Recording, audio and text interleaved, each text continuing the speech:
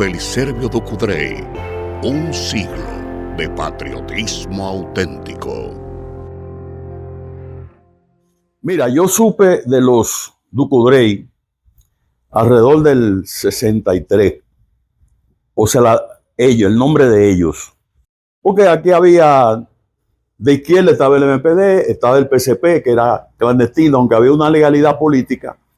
Pero ellos no eran personas que estaban en el medio. Y bueno, vino la guerra. Yo tuve que irme del país porque yo era dirigente sindical de la Asociación de Empleados de Educación y representante en FENEPIA. Cuando vino Balaguer, barrió con todos los directivos de las asociaciones de empleados.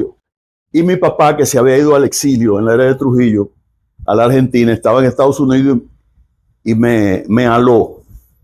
Y bueno, yo me pasé un tiempo allá. Cuando regresé, a través de mi amigo Frank Almanzar, yo pasé a formar parte del grupo Adelante, un grupo que se había separado del PSD en ese momento.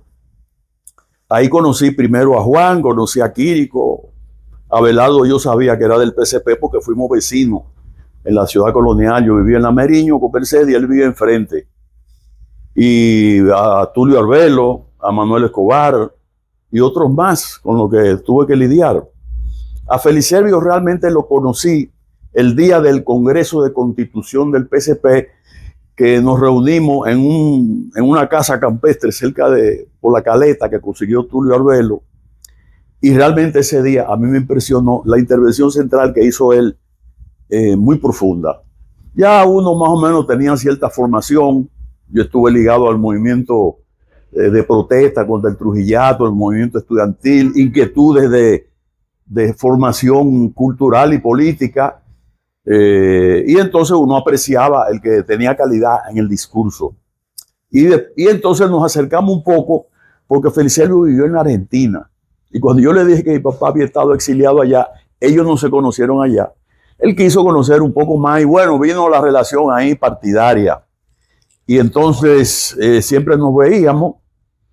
Recuerdo, bueno, después los años de Balaguer, la represión un poco lo alcanzó. Recuerdo un evento, una conferencia política que hubo aquí que hicieron en Bellas Artes, cuando eso era secretario de Educación, Mato Berrido, y Feliservio lanzó un discurso ahí bastante espinoso y también bacho.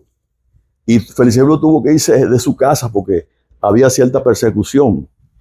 Y bueno, siempre leía sus artículos, tanto de contenido político como también de contenido histórico. Recuerdo uno que salía en la revista Ahora que decía, rebuscando lo que no me importa, que ya eran más bien datos puntuales, pero era el estilo de él. Y luego vinieron los trabajos ecológicos, que Feliservio fue el vocero de esos grupos de ecología o antropólogos. Él le dio voz y sabía comunicar los mismos. En la producción de esos artículos, yo lo llevaba, él me llamaba, tenía la confianza porque éramos vecinos. Él vivía a una cuadra de aquí donde yo vivo. Y entonces yo lo llevaba al Caribe, él lo acompañaba. En el camino él compraba el Caribe. A mí me llamó la atención, le pregunté, y era que él tenía que hacer el reporte del periódico para su asunto de pago. No lo retiraba ya mismo en el Caribe, que podía hacerlo, no, él lo compraba y lo llevaba. Y eso era cotidianamente, como también trasladaba a Juan, su hermano, que vivía en el Cacique. El Cacique, sí, le daba servicio de transporte. Ellos no tenían transporte y me llamaban, había la confianza porque éramos compañeros. Y recuerdo, Feliservio siempre fue muy agudo pensador, y siempre se presentaban muchas dificultades en el trajinar político. Y yo recuerdo que él siempre enfatizaba que lo peor que le podía pasar a una dificultad era encontrarse con una persona de frente a ella y dispuesta a resolverla. Y bajo esa filosofía siempre había que buscar la manera de cómo trabajar, difundir las ideas la necesidad del trabajo permanente en contacto con el pueblo, o sea, no organizaciones populistas, sino enraizadas en el sentir popular. Y bueno, lo acompañé en la fusión con el PLD porque se entendía que el PLD en ese momento era una fuerza importante y que representaba las ideas de la liberación nacional, que era una de las objetivos inmediatos en la lucha del Partido Socialista Popular. Feliciano tenía un estilo de escribir que todavía yo lo leo su trabajo, muy llano. Y honestamente, a mí me gusta y yo trato de ser como él.